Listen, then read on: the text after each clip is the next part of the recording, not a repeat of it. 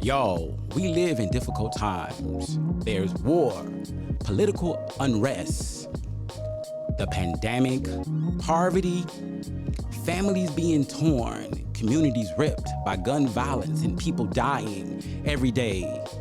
Police, injustice, it's all bringing so much pain. But y'all, we can look inside our minds and we can understand who we are, become better, and do this thing like we've never done it before. But it all starts with our mental health, and I know we can do it. I believe in you because I believe in me, and I believe in us.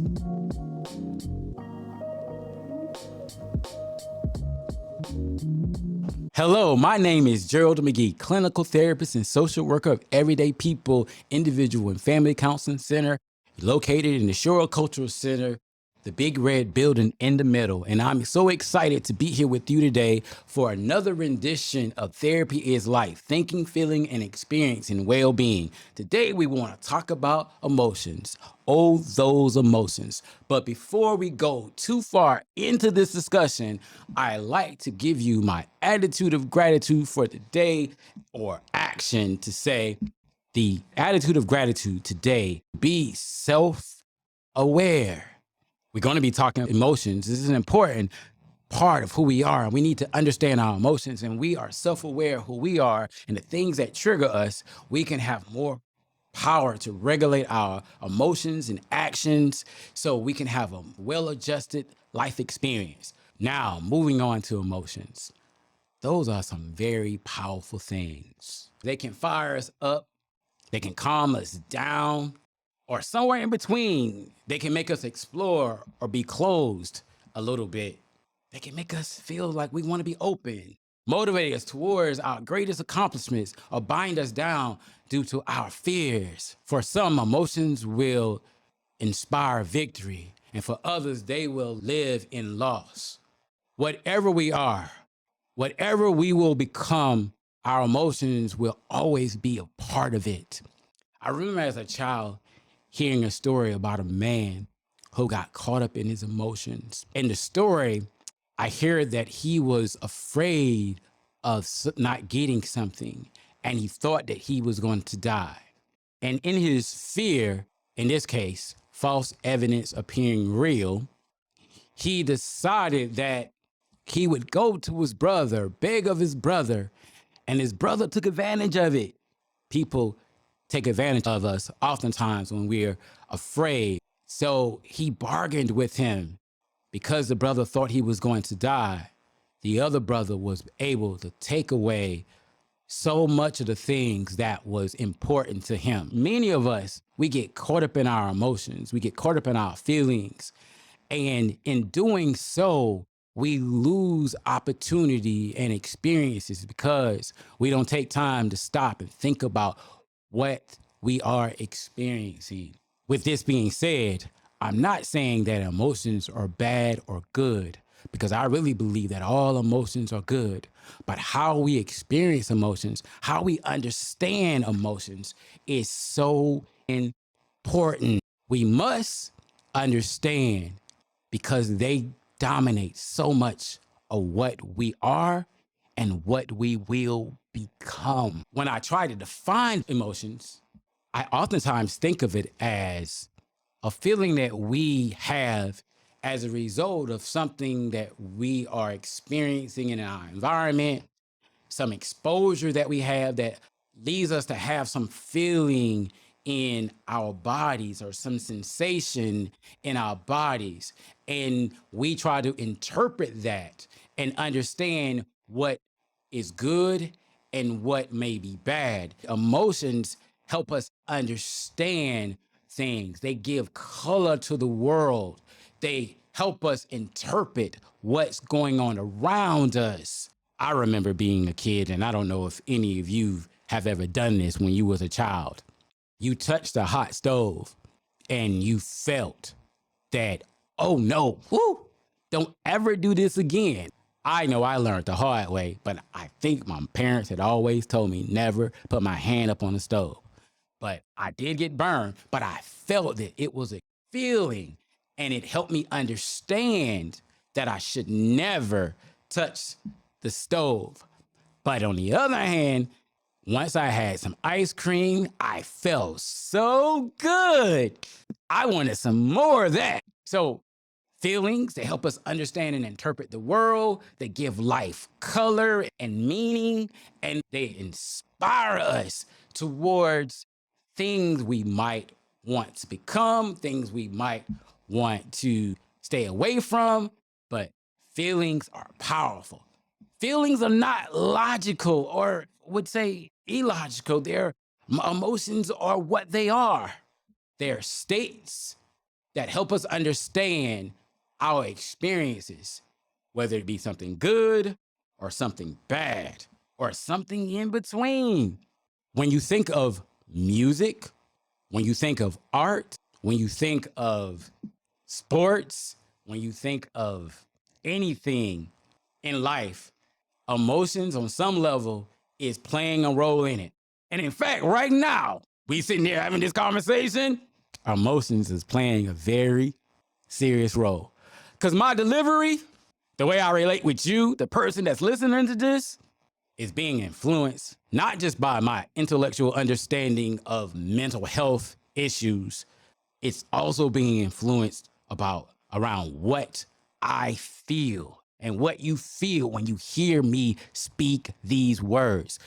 Emotions, emotions, and emotions. So, look, in order to really begin to understand emotions, I think it's important that we as individuals understand the foundations or where emotions start at. Understand, emotions are regulated in the limbic system of the brain. It is like the center of the brain. This part of the brain records all of our emotions. We don't remember things and emotions in the same place. It's like when we have a bad experience, the emotion that we experience doing that bad thing is recorded in the limbic system of the brain.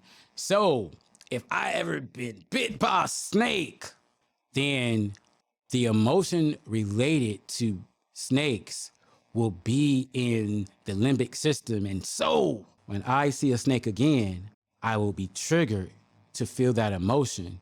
But check this out.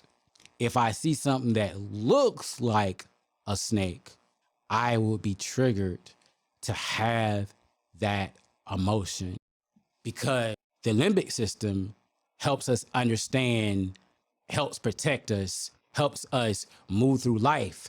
So it records the emotions that we feel as a way to protect us from potential harms. So oftentimes when people have mental health issues such as anxiety, PTSD, if they've been physically abused, sexually abused, if they have OCD or personality disorder, their brain has stored in the limbic system these emotional states. And when they experience things in their life that looks like that event, then it triggers the same feeling or emotion. We can also experience more constructive emotions, feelings, when we look forward to something positive happening in our life. Often I tell couples, look, if you want to help improve your relationship, have something to look forward to. Have something positive that you want to experience. So it will help you have a more constructive attitude and perspective towards your relationship. When you don't have anything to look forward to, then sometimes it makes things a little bit more dry, just to keep it real. So we help change the mood by creating an atmosphere where there's more positive experiences. Yes, I want to say yes. We can train our brain and regulate our emotions better when we understand them. But it's such a powerful part of who we are that can be difficult. But as a therapist, I believe that we can work. So when we see those things that might trigger us emotionally, that we won't get so caught up in those things that we will lose our self-control. So when we think about emotions, they are I believe, 6 primary emotions. And there might be some debate about what they are, but these are definitely part of the 6: happiness, sadness, anger, fear, disgust, and shock. I want to talk a little bit about these emotions because I think they're so important. The first thing I want to emphasize is there is no negative emotion.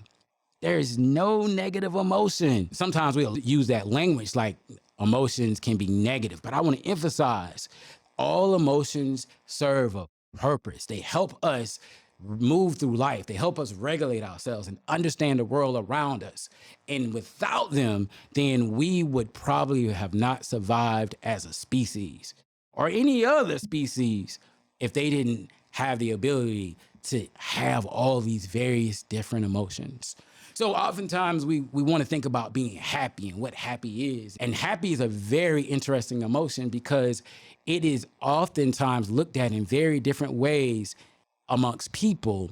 And if you ask people what makes them happy, they will oftentimes tell you things, especially in the Western world, that if I have a certain relationship, if I have a certain house or a car or have certain experiences, I will be happy.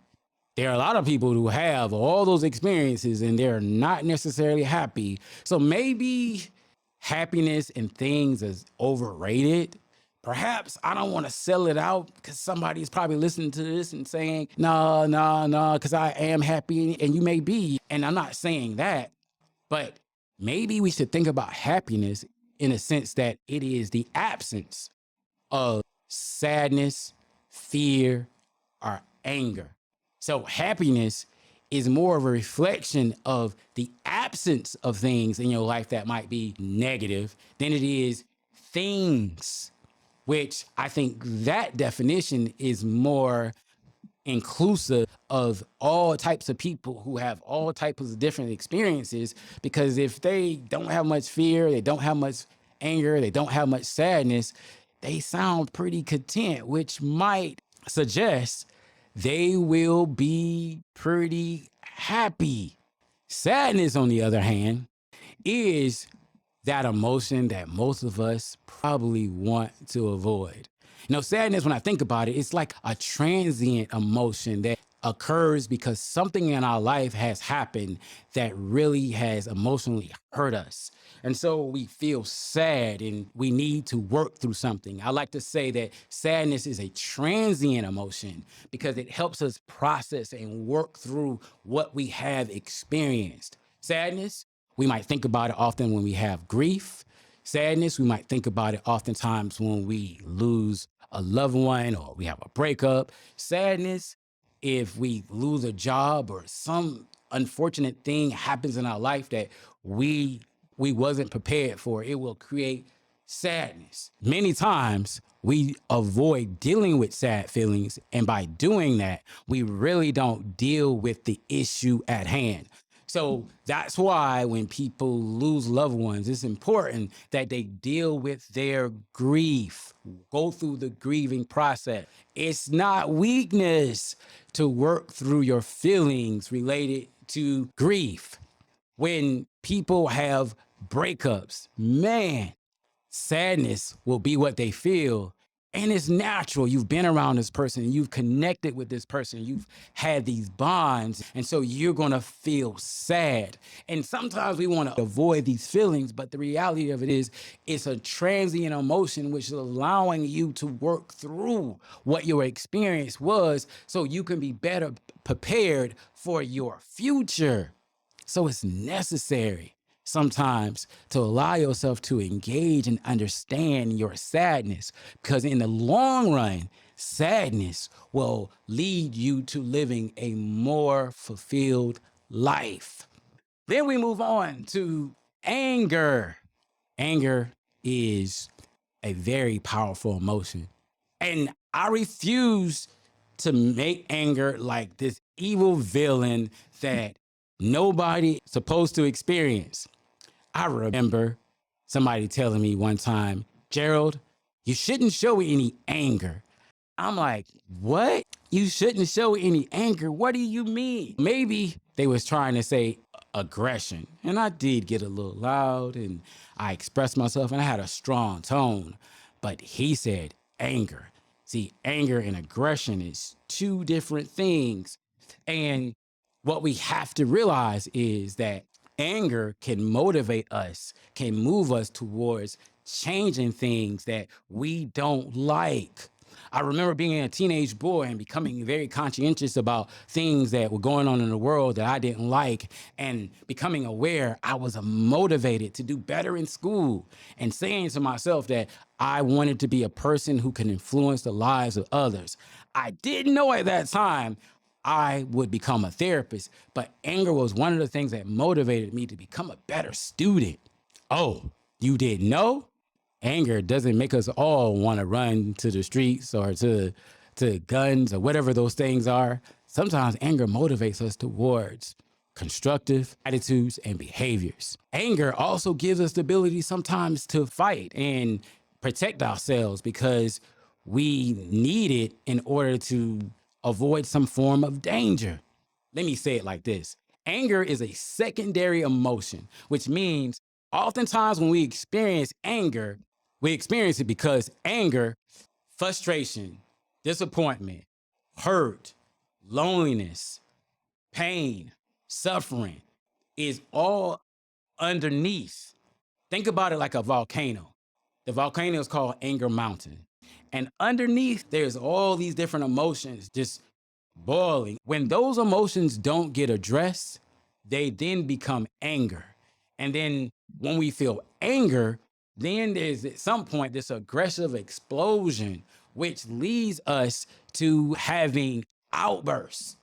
So we have to be able to deal with our neglect or our anxiety or our frustration or our loss. Many times when people will come in my office for therapy and they'll say they have anger problems, I'll be trying to figure out what is the underpinning, what emotions or what group of emotions they are experiencing so we can address those. Because just maybe if they understand that they're lonely or hurt in some way and they deal with that, the anger problem will go away. Fear. Fear is a powerful emotion. And you know what? That's another emotion that just gets so misunderstood. It's we think about fear as this really bad thing, like we should never have any fear. And when I think to that, I oftentimes come to this conclusion that when people have, number one, been in an environment where they've been taught they should never have any fear, they assume that having fear is a bad thing.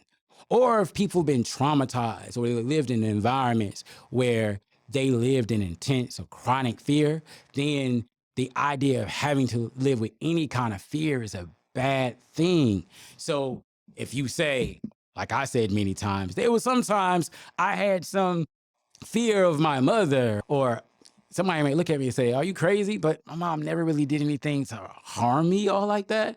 So I was just afraid that if I didn't get my room clean or if I didn't take care of my chores or do my schoolwork, I might have to hear her fuss a little bit. So when I talk about fear in that context, I'm not thinking about it in such a serious way.